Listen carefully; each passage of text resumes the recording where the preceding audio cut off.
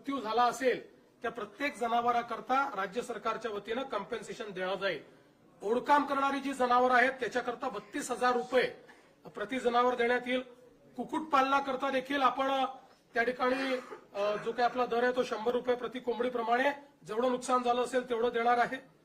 विशेषतः खरडून गेलेली जी जमीन आहे हा एक अत्यंत महत्वाचा विषय आहे, कारण शेवटी शेतकऱ्याला सॉइल आणावं लागणार आहे, माती आणावी लागणार आहे आणि त्याकरता मोठ्या प्रमाणात त्यांना त्याची मदत आपल्याला करावी लागणार आहे।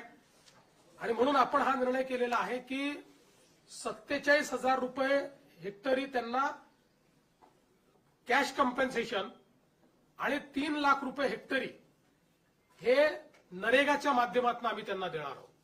म्हणजे जवळपास 3.5 लाख रुपये हेक्टरी हे खरडून गेलेल्या जमिनीकरता शेतकऱ्यांना उपलब्ध करून देण्याचा निर्णय हा आपण या ठिकाणी घेतलेला आहे।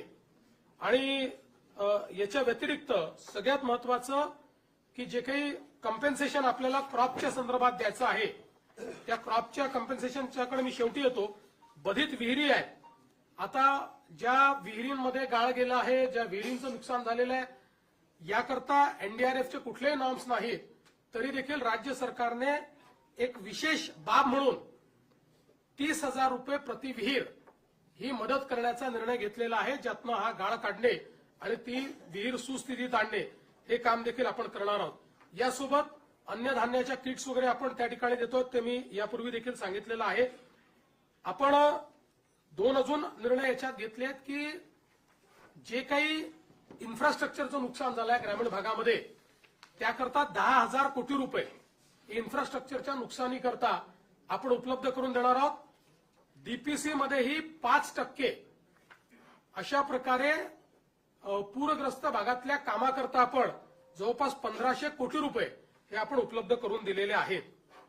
एक मागणी सातत्याने यायची, ओला दुष्काळ जाहीर करा, ओला दुष्काळ जाहीर करा।